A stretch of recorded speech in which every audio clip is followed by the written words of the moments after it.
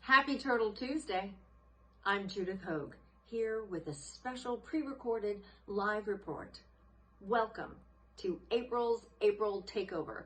Every Tuesday for the month of April, I'll be coming to you with exclusive behind-the-scenes reports on what the heck is happening with the making of my action figure. Now, as you guys know, I am making an action figure, the very first April O'Neil action figure in the likeness of me with Neca. And you guys have been asking, what's going on? When are we going to get this? And we are coming to you with this special report and 3 more following to let you know what we're up to. Last year, Neca came to me and asked me if I was interested in collaborating on an action figure. Well, I said, I'm in. And then I asked them, would they be interested in letting me document the process that I could share with you guys, the fans, the greatest fans in the whole world. And they said they were in. And so we were off to the races. When the studio is coming together to start a new action figure, they have to start sourcing their reference materials.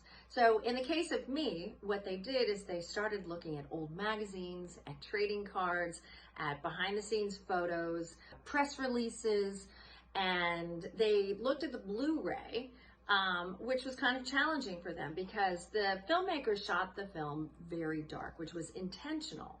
But when you're looking historically, when you're looking backwards and you're trying to look at things like fabrics and textures and colors, it's pretty difficult in a dark print. So that's where I come in, and I'm able to fill in the gaps with their research. I can go into my archives, I can provide them with photographs, I can look at things that they're in development with and say, no, the texture, it's not hanging right, or the texture's a little off, or this is more of what the pattern was like.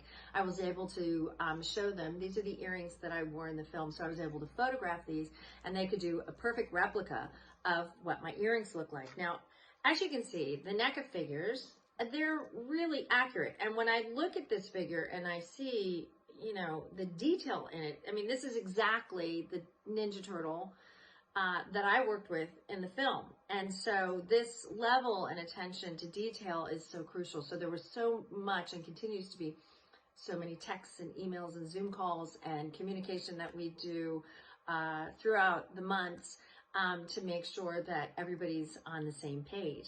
So once that's coming together, then they start with the rough out sculpt, which is done in Castelline, which is a hard wax that a lot of the Neca sculptors use. Now, I feel really fortunate because Adrienne Smith did the majority of the April figure, of my April figure, and she has done some of the greatest women action figures for Neca, so I felt like it was a huge honor and that I was in such incredible company. She also, it turns out, she is extremely cool, has a really interesting story. It's been such a pleasure to get to know her. While she's working on that, Randy Falk, who is VP and Chief Creative Officer, as well as brand manager Trevor Zamet, they are working on coming up with a list of all the different accessories, which then they give to the fabricators and the model makers to make sure that process moves into development. And it's just this incredibly collaborative art form, really. And as Stephen Mazurek, who is the photographer for Neca, explained it to me, he said, it's like a relay race. You know, somebody starts with the baton and they pass it to the next person and they pass it to the next person and they pass it to the next person.